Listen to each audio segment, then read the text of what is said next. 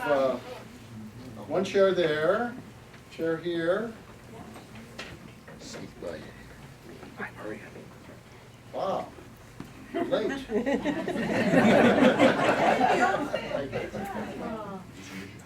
Okay, so wonderful to see everyone again.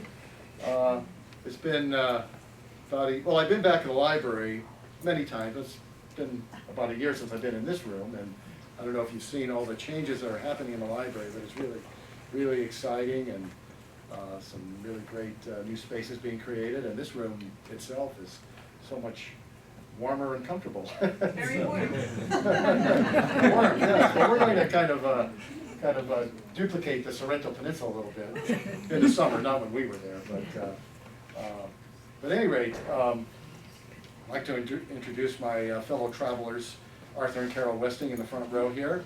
They're going to be helping me on this little journey we'll be taking today. I've been to Sorrento. First of all, how many people have been to Sorrento? Oh, that's pretty good. How about Italy, just in general?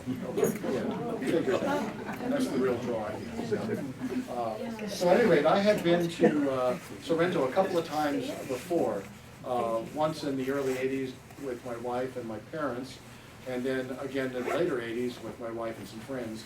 And we stayed at this one little pensione on the bay, right above Sorrento, and it was marvelous. We walk out on our patio, look at the Tyrrhenian Sea, and but I always wondered what was behind me, because it was these great, mountains and hills and incredible places, and we were able to visit Pompeii and Tyrrhenian.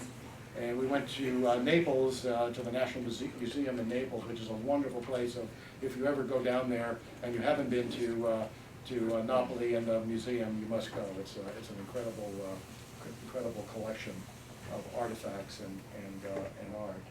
But it's really a very incredible place. Of course, people have been going there for hundreds of years, tourists, and you'll see why, because of the scenery.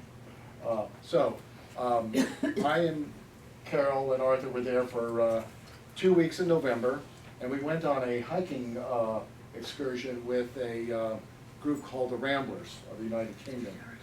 Arthur and Carol have done a number of these before, and they invited me to go along, and I hemmed and hawed for a while, but then I finally made a decision. I'm very glad I did. It was a great trip. So we hiked over 50 miles in the seven hikes, going up as far as 2,500 feet above the bay, and descents down into the towns of Sorrento, Massalubrenza, Positano. We visited Ravello, Amalfi, made it to Salerno. So a lot of stops along the way.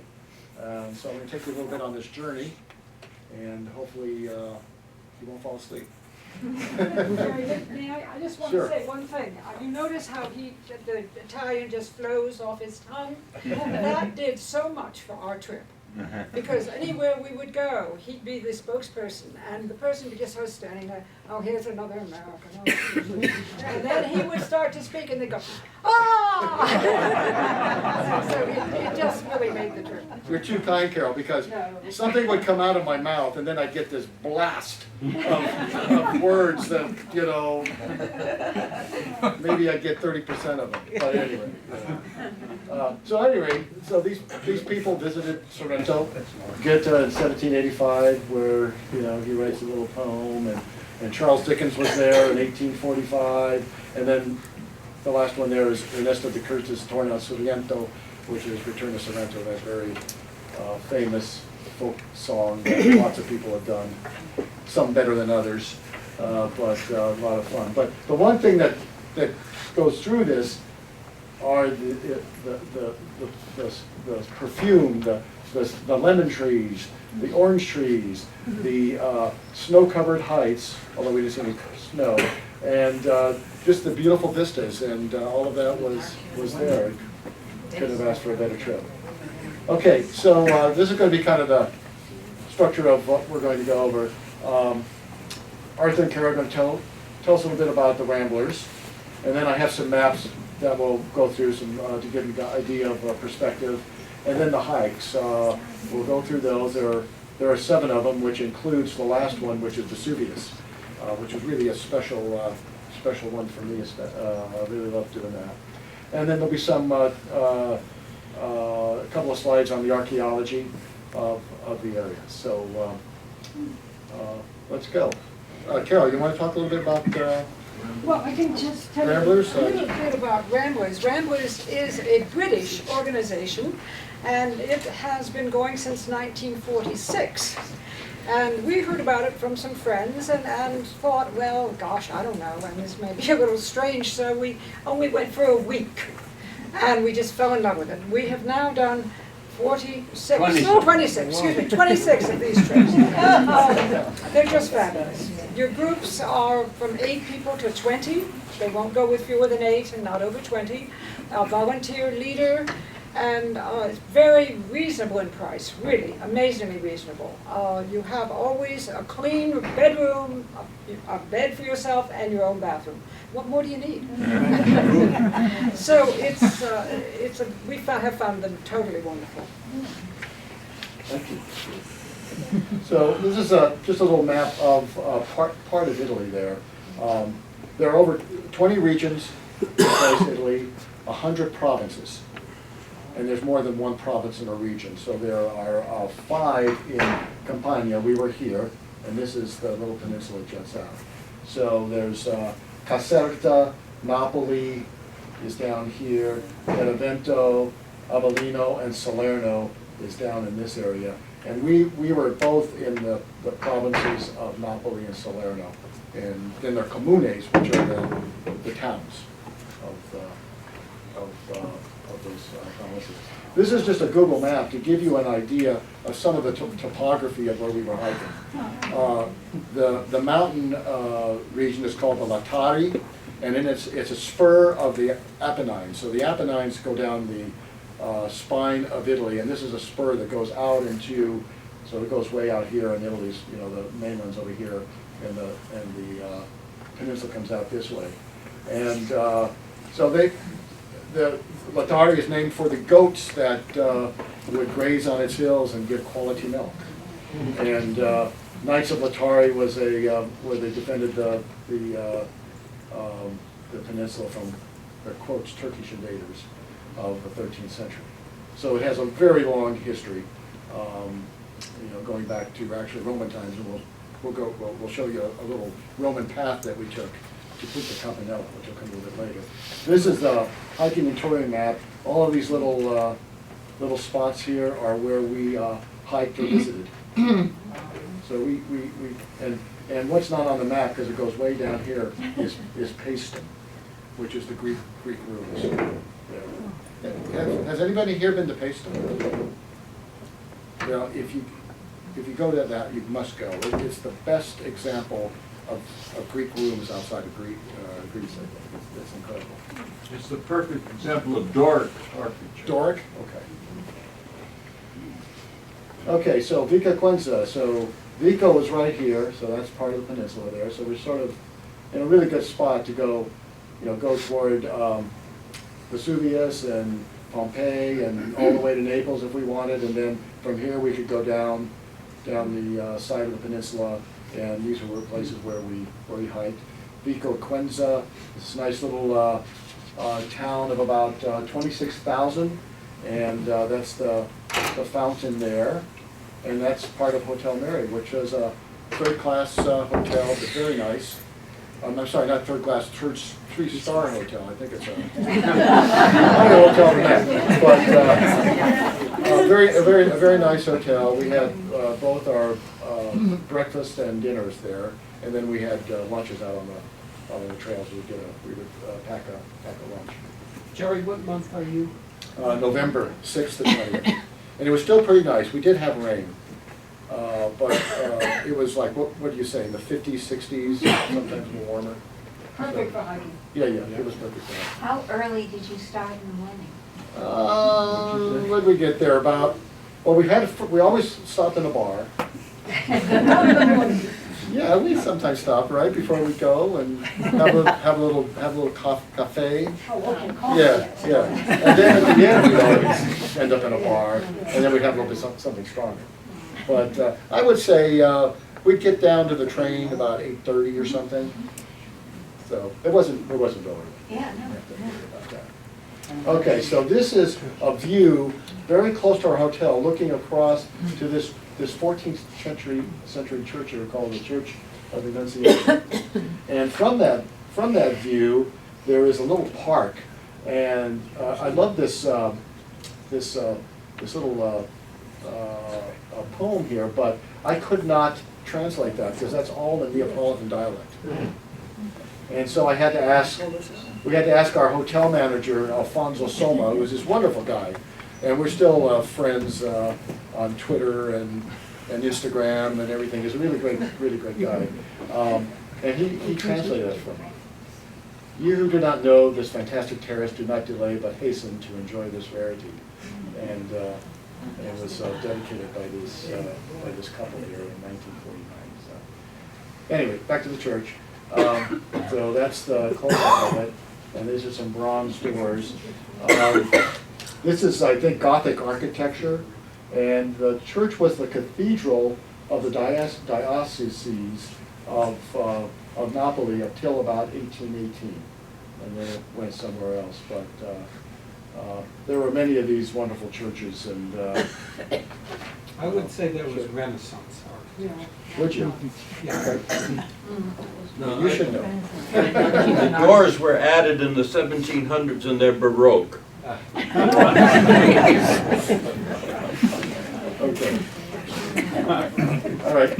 This is a chapel of St. Lucia, which we visited on our at the end of our walk on that first day. And these frescoes were done not by Giotto, but by one of his students. And we actually had this open. It's not opened up to the public all that often. And we had the priest open it up for us, so we got to see it. And I do have a little video here of the.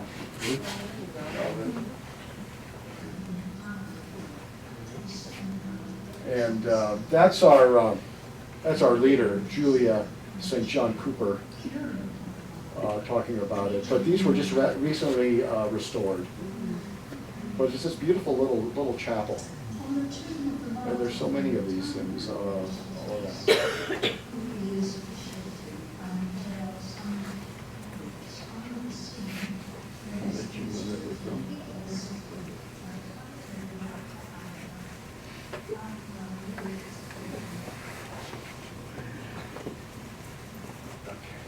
So, at any rate, I think the only thing is that it was built by a family by the name of Ciuffo, and I get every year they do open it up, and there's a feast dedicated to St. Lucia, and they use hazelnuts. Hazelnuts is symbolic of eyes, and St. Lucia was martyred and blinded, so this was one of the things they do every year.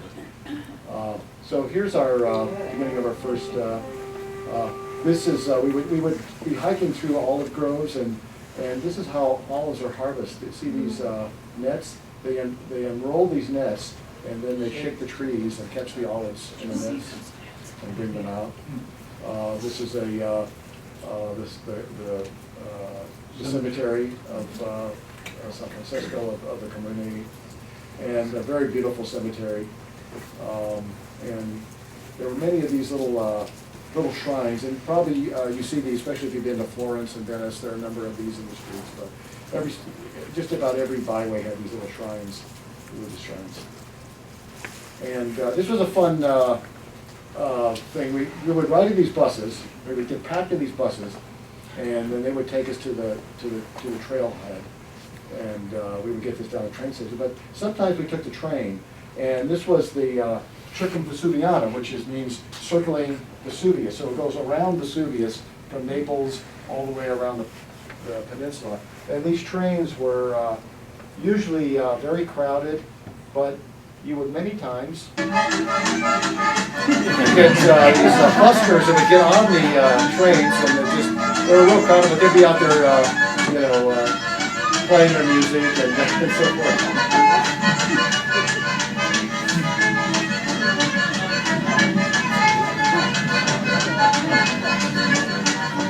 And people would just like ignore them or throw coins in their basket or whatever.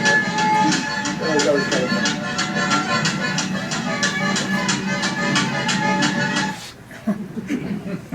Just to give you a little bit of. So would they be buskers or were they on their way somewhere and they just played the music on the way? I think they were busking, They were. but, Yeah. They were. hopefully they made more than what the fare was. Okay, so this is our, one of our first gorgeous hikes. This was probably one of my favorites. And it was Punta Campanella to Capella San Costanza. And I got to thank Arthur for this recording data here because he took very careful notes. So this was almost a 5-mile hike with a total of ascent descent of 1,400 feet, and it was a cool, sunny, windy day. And so we walked from Tyrrhenian down all the way down here to the point, and then some of us went back, some of us then went up here to San Costanzo, then down to Tyrrhenian again. And this is part of the old Roman road. There are at least 70 meters of it that have been preserved as part of the Roman 1st, 2nd century. And Carol here found this fossil in one of the slabs. We think it was a scallop. Yeah. How big was it? Was it like this big? It was the size of my hand. Yeah. And that's Carol looking at it and I'm taking a picture, but that's the picture. That's the picture. And then, so this is some of the views that we get. Now this is a Saracen watchtower. There are over 385 of these that stretch from Naples all the way down the coast. And these were built to watch for Saracen pirates that would come and invade and rape and pillage, pirates do, right? And this is a factory out in the middle there. And this is part of the road here. I'll give you a real quick. This one is give you an idea of what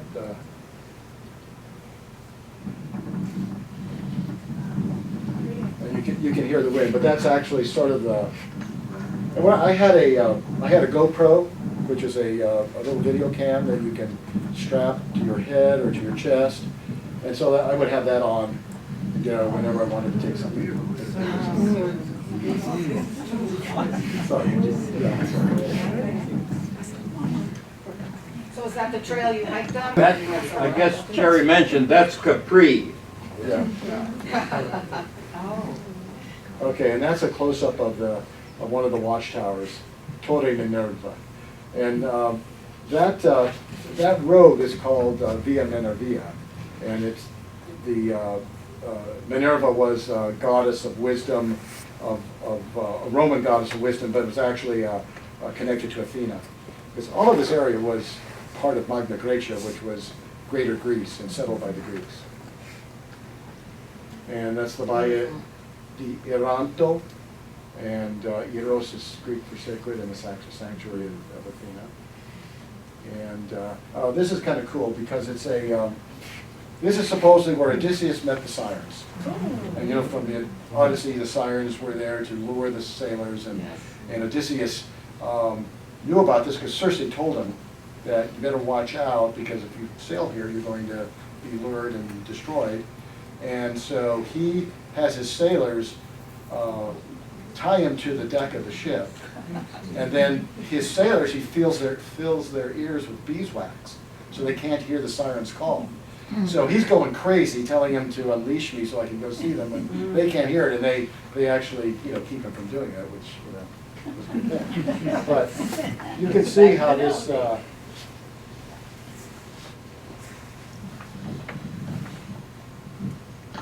This is kind of trying to struggle to get into to get a good look of see if I can catch a siren. That was in the previous picture.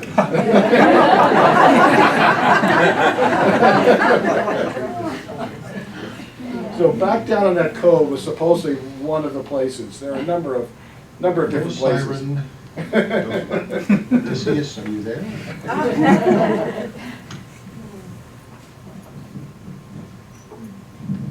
Looks like part of the Roman wall. All right, so this is, now we're down at the point, now we're heading up toward San Costanza. And this is some of the terrain that we were hiking on. And you can see how, you know, it's limestone. That's what the rock is. And it could be very slippery if it rains. So it was a nice day, so you didn't have to worry about that. But that's the Cappella di San Costanza, mid-15th century. And it was constructed by the families of the commune of Tyrrhenian. And one of the stories was that Costanzo from Constantinople decided he wanted to build, and he built it himself. But that's one of the legends of it. And there we are, getting a little bit closer. And that's just another view of Capri. And that's about 3 miles from where we're looking there. And that's a sunset view of it. I mean, the vistas were just extraordinary. This doesn't really capture it. Those are the Farlione rocks on the outside of Capri, and Stella di Mezzo and di Fuori. Those are huge. I've been there, but not this time. Didn't go Capri this time. And then we had a couple of tours of some of the small towns around the Sorrento Peninsula. Amalfi was kind of a rainy day, so we took a little tour of that. That's Sophia Loren's home.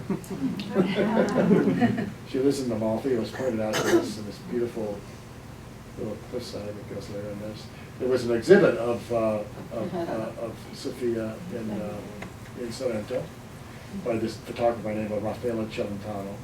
There are great photos of her. She was there. And this is the Cathedral of St. Andrew, which Arthur can talk a little bit about, because we had a little discussion about this. Well, first of all, the big thing is, this is totally wrong. No.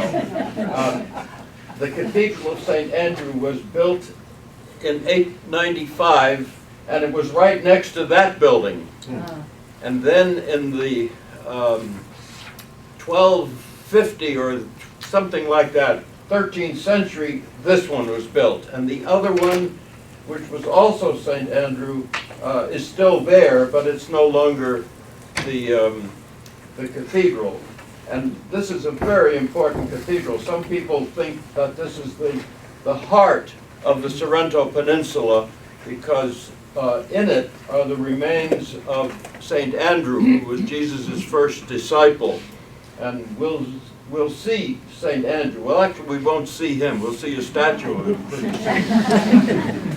So that there are 62 steps going up there, and what I read was that there are bronze doors. I don't know if we got a picture of the bronze doors, but they were the first bronze doors in Italy, according to this. Right, and they were put in early 1700. Yeah.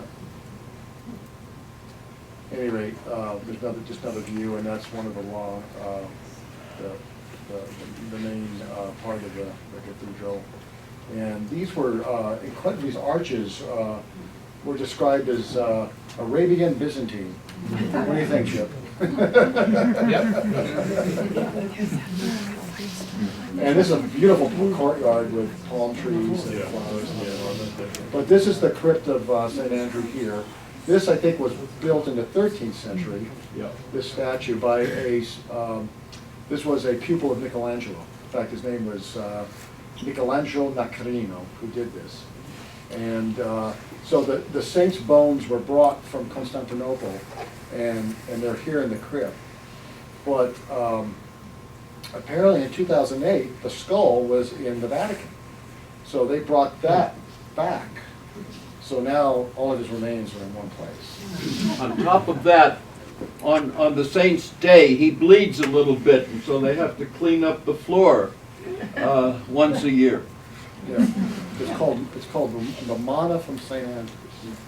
And the area has a couple of these legends. In Napoli, the feast of the Church of San Gennaro, where every year a vial of his blood liquefies. And there's a big feast day around it. And when it doesn't liquefy, there's a earthquake or a Vesuvius eruption, or a particularly bad election of a president. and in this particular year, it did not liquefy. By the way, we were there for the election.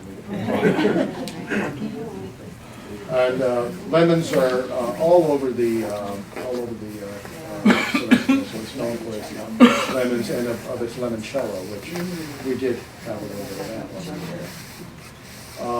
there. In Amalfi, a famous paper mill, a 13th century paper mill, and the type of paper they produce there in Amalfi is called bombagina, which is a very kind of heavy stock of paper, very, very nice to be used for various things. I brought back some for Kathy. Ravello is another town down from Amalfi. Up And, from Up from Amalfi, yeah, correct. And it's a place where, of course, the Ravello music festival every year, and it's where many people have come, especially celebrities, going back in history. Wagner, Boccaccio, Edvard Grieg, Escher. Apparently Escher has some drawings of Ravello, and Truman Capote, Tennessee Williams, Jackie Kennedy, Leonard Bernstein, of course, Gore Vidal, who just passed away a little bit ago, had his home here. So it's a wonderful place. And there are gardens there. This is the Cimbrone Gardens. And this is Villa Ruffalo, which is another 13th century garden. They say that there are as many rooms in Villa Ruffalo as there are days in the year, so. Wonderful gardens. And this is Villa Ruffalo on a sunny day. This is a photo, not one that I took, but sort of give you an idea of what some of the gardens would look like. And we spent a few hours there. So the next hike was this one, which was probably the highest hike we took, with this much, ascent there, 2395. So it gave us some incredible views of the Tyrrhenian Sea. This is the title of this talk is the Paths of the Gods, but this is really called the Path of the Gods. This hike, and we took part of it. It actually goes. The path actually goes this way, and we came down this way. So we did some of the hike, and we walked down into Positano, and that's the crew there. It started out as a wet day, and so you had these little country roads and pathways that would go right through, homes on the way there, and some of the vegetation, which I don't know if we ever identified, did we, Arthur? It was November, so, and that gives you some idea of what you're looking at there. I don't know if that's a one you can see.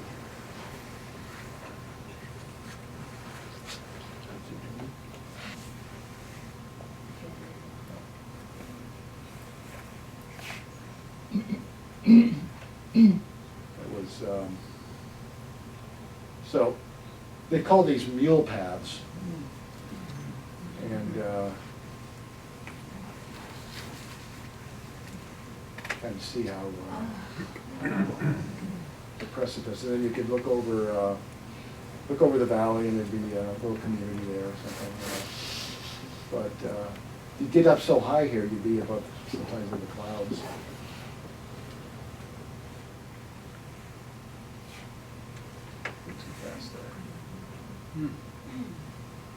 Give more of an idea, and you can see the clouds up here. That's part of the group. It got stretched out sometimes. I was always in the back because I was taking photos and doing things like that. And there's a couple of our fellow travelers. That's our leader, Julia. She's been, I think this was her last hike as a Rambler leader. And she's been in Italy many times and all around.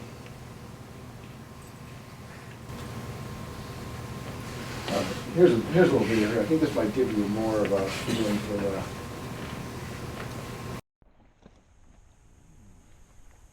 Clouds coming our way.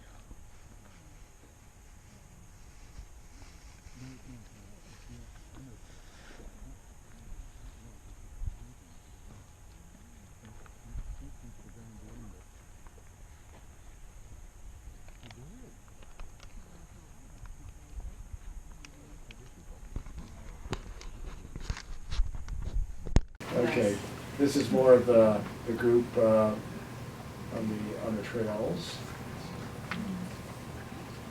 Okay, this is kind of a cool thing here. This is Monte Gambera.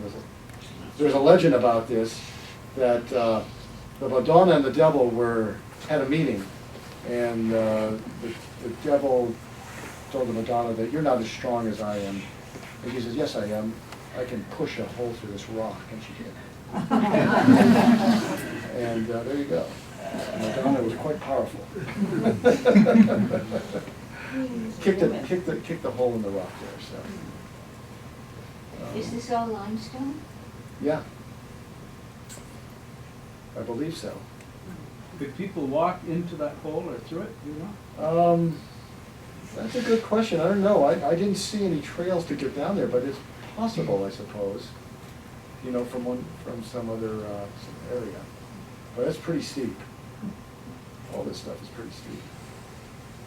And that's looking down at Positano from the trail. I think one of the warnings is if you suffer from vertigo, you're advised not to take the trail. Not to take this trail. Or to rent one of those houses. That's right. And once you're in Positano, you have these alleyways that go down. Right there. You come across these orange trees along the way. And then one of the other hikes was Monte Faito to Croce Canocchio.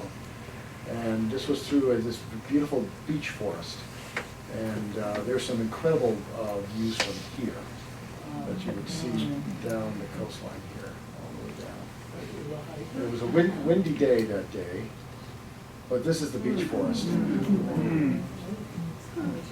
And we came across a mushroom hunter. And he was quite vocal. Let's see if this will work. This was the day after the election. Molto brutto, Trump, molto brutto. Molto brutto. Amigo. Very expensive, very rich man. Yeah, sì, troppo rich. Tower. Yeah, Trump Tower. Sì. Very good. You want to get next to him and I'll get a picture of the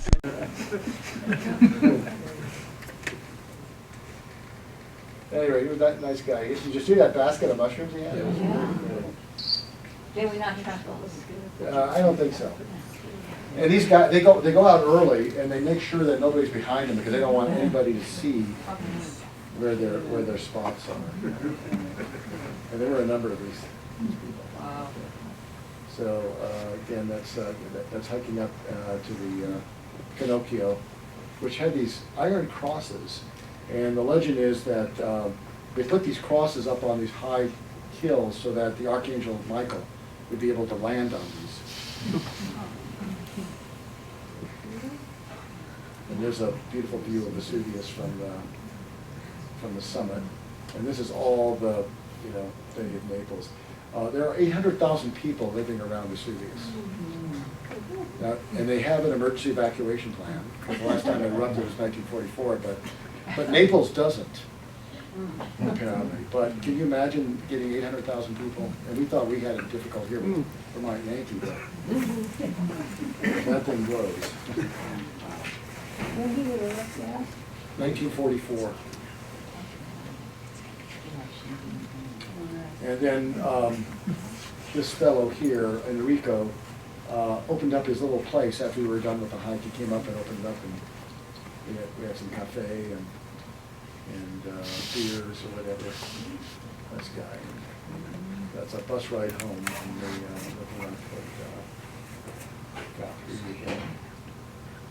And this hike is the roller cliffs to Mount Vico Albano, and it was another nice day.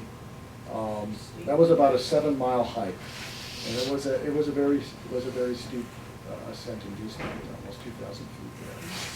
But we had to, fortify ourselves, so we started in the bar Bonacore, and that's where we were hiking to, right up there. Wow.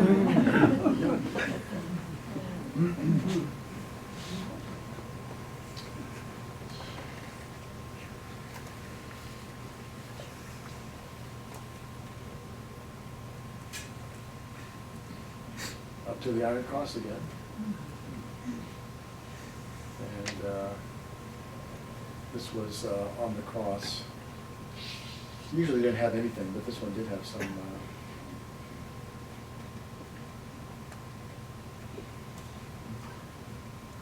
This incredible expanses. You get up there, you can see the curvature of the earth when you look out on the terrain and see there. And what village was that below? There were a number of them. What village was that? Yeah. Let's see. I don't know if we can tell. That might have been. There were a number of little towns that the train would take you around, and this was probably going at the end, so it's going away from Naples. I don't know. Do you remember, Arthur? Yeah.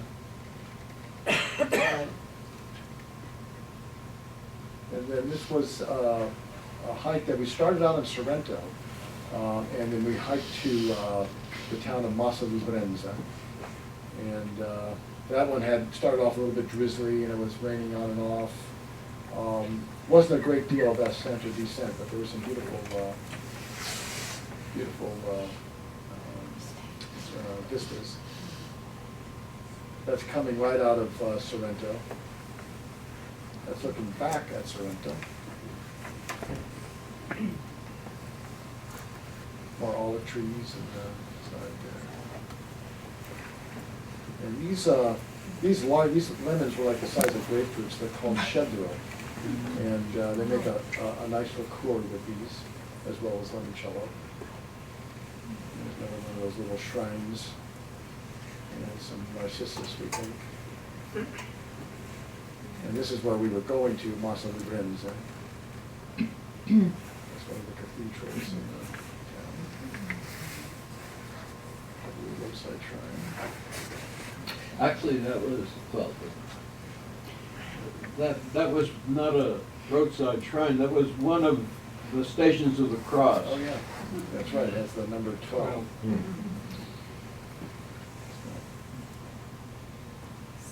And now this is a little bit about the archaeology. Many people here have been to Pompeii, Herculaneum? Yeah. Yeah. Okay. That's what we're going to see here. So this was some of the artifacts of Pompeii. These are, I don't know if people are aware of this. Pompeii was, Vesuvius erupted in 79 AD. And Pompeii was covered by ash, whereas Herculaneum was covered by lava. Consequently, Herculaneum was actually more protected because it was lava. And the soft ash people could cut through. So it was excavated first, but obviously people could get to the artifacts and took them. But there are, so the ash fell, and people who were covered with the ash were smothered, but then, it left a hollowed out, part of their bodies there, and then when they found this, they would fill it in with plaster and bring it out. So this is actually a human being who was killed instantly by the ash. And they're all they're animals, dogs, people in motion that were trapped by the ash. And you can see how close Vesuvius is there to Pompeii.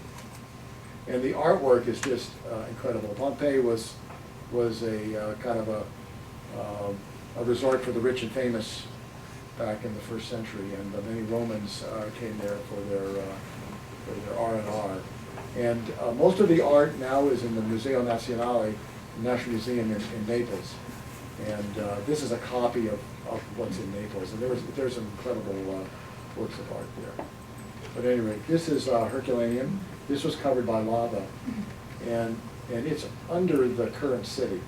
So they've only excavated a small percentage of the ruin. And a lot of it, they're just going to leave it because it's under the city. You know, they're not going to go in and tear it apart. But these are parts of, I guess, part of the market where vendors would cook food and people would come up. That was the McDonald's. That's right, the fast food. That was the fast food place. Herculaneum. And the homes here still have the frescoes on the walls, these gorgeous frescoes. These are actually, you can't really see them, but they're skeletons in these little alcoves here, where they unearthed the people who had died with the eruption. And Villa Opontis is in Torre Annunziata, which is another town. This was a home of one of the Roman emperors. I can't remember, one of his wives, I guess. I can't remember right now who it was, but this was an interesting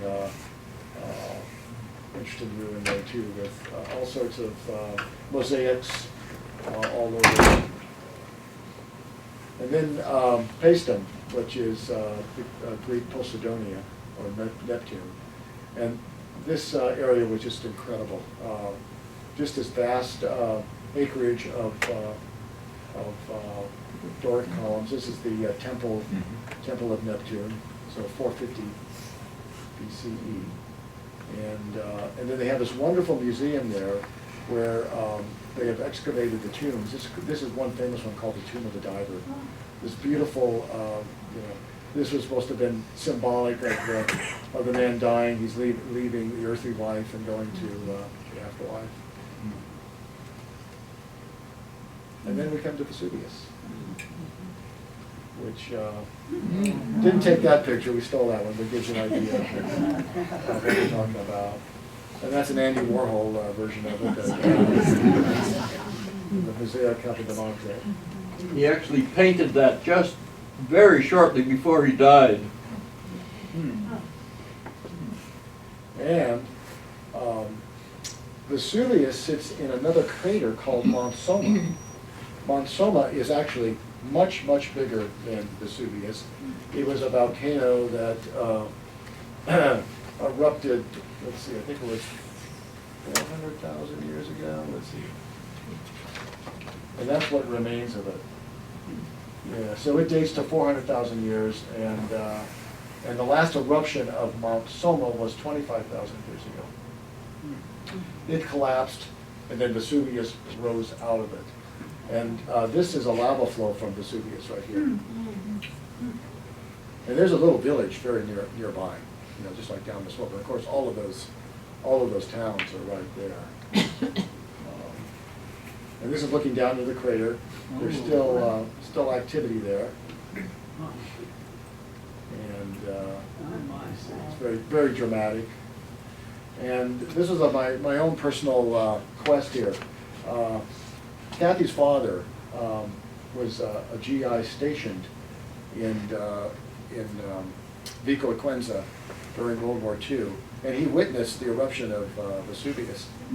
And he wrote this letter back to the newspaper in Jamestown, New York, where he was born, and they printed it. And so I was standing there, and I decided that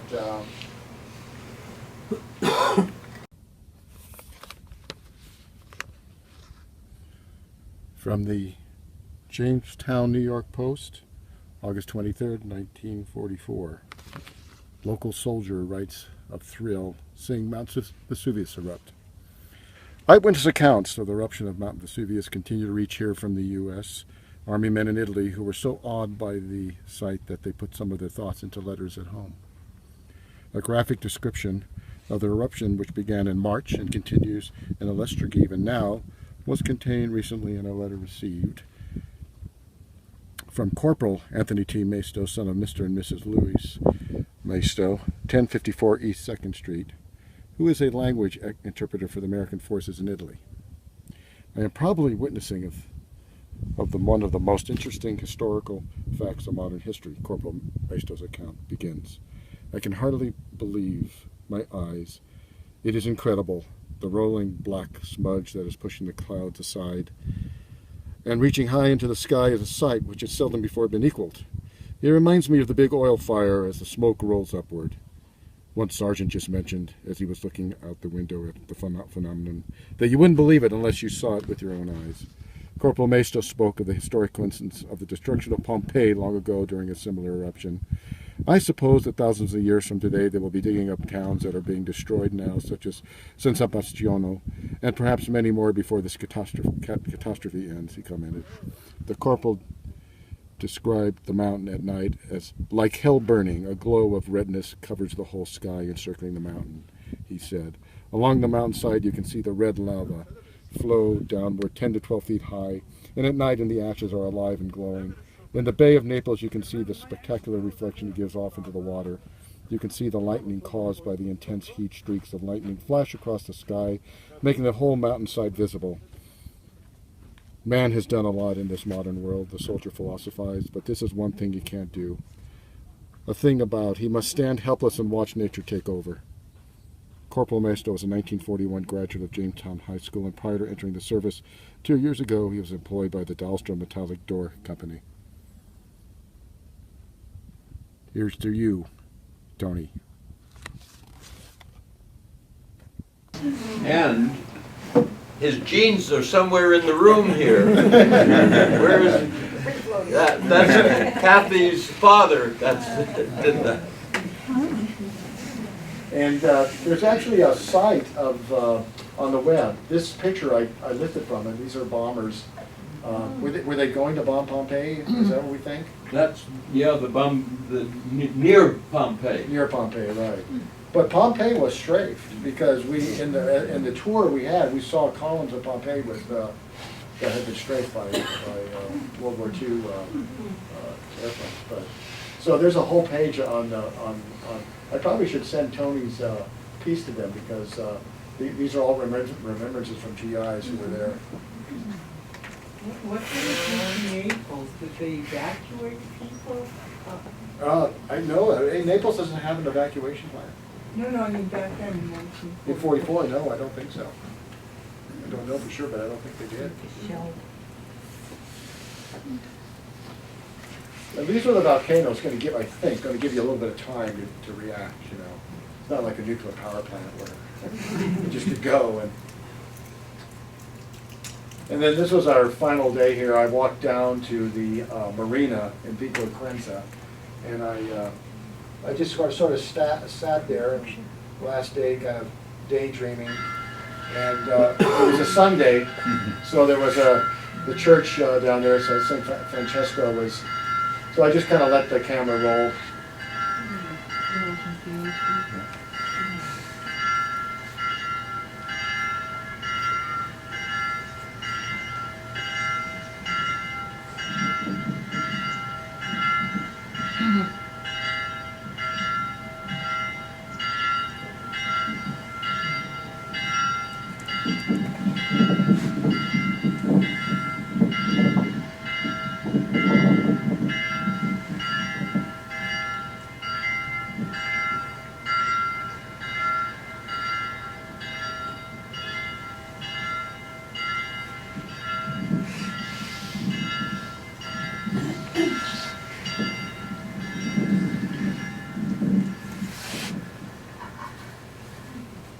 I've developed a little resource list, which I have in the back there, and if you run out of them, you could just use this link here, which will bring you to it, and you can download it. It's just a list of readings on the Sorrento Peninsula.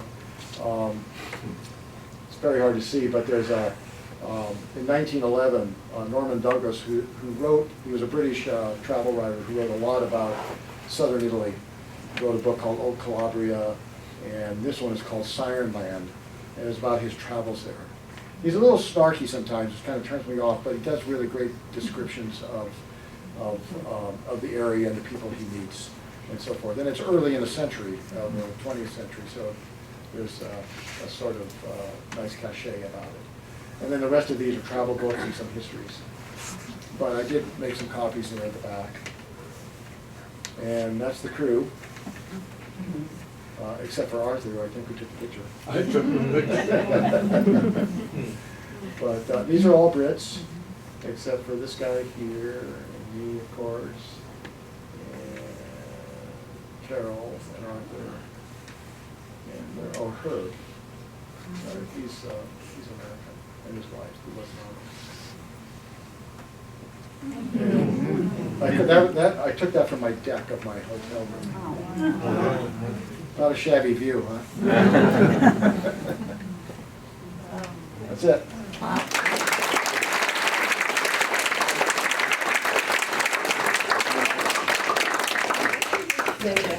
Anybody have any questions that we might try to answer? Go ahead, Mary. You said you were there in the early 80s and late 80s and now. Any big changes that you saw? I couldn't discern any, I mean, life is much slower there, and, I didn't really see any. Along that line, I was wondering if they're having, symptoms of global warming, rising sea. Did anybody talk about that? No, but that's a good question. She asked about the effects of climate change and the rising sea.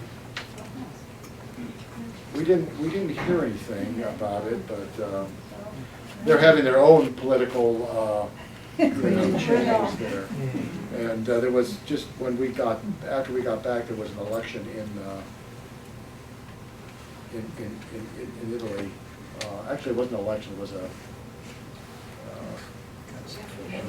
something they voted against, and it brought down the government. So. Which happens often over there. It is, yeah, they've had like, I don't know, since World War II, something like 72 governments. They roll with it, but it was interesting being there for our election. I'd never been outside the country, and that was something. They weren't too crazy about Bush either.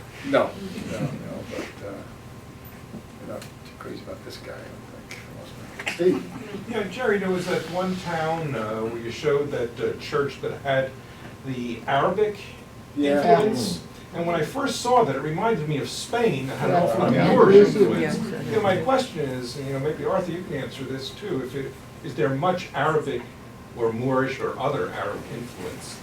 I don't think Italian architecture. Right. Further south you go, the more it becomes. It's not like Spain where you had how many. Well, there was occupation for That's so right, many centuries. But there is influence. Venice is very influenced by... Venice? Yes. Yep. Yeah. Yeah, actually Amalfi and Ravello, especially Amalfi, was one of those sea republics like Venice, and competed with Venice. They were a very powerful republic back in the 14th, 15th century, so, yeah. What sort of pace did you keep when you were hiking and walking? Oh, good question. It was pretty leisurely, I would say. I mean, you notice the ages of the people there. I mean, young people, and yeah, it was. And we'd stop. We'd always get in the morning we would go to this guy. What was his name? The guy who made the sandwiches for us. That wasn't Zipipi. What was it? I can't remember. But anyway, it was near the train station. We'd have sandwiches made, and we'd bring those along, and then sometime during the middle of the day, during the hike, we'd stop and have our lunch and then continue on. But no, it was very easy. In fact, I think the Ramblers are now moving this walk from their regular offerings into a segment called Adagio, which are slower walks. And I don't know, man, they're going to have to change this one because there was some steep climbs, so I don't think they're going to do all of the climbs that we did. Were you based in one place? Yes. To stay, and then your hikes went from there? Exactly, that Hotel Mary. We were there, and then we would walk down to the train station, get a train, or we would go down and get a bus that would bring us to the trailhead, and we'd go off from there. One of the tricks we have learned when taking big ramblers trips is if we think it's going to be too fast and it's in the season when there are flowers, we take a trip that says flowers. Because then you can just go home and say, oh, what is that? And everybody's going to stop. Or with birds, bird watching. So these are things you can do.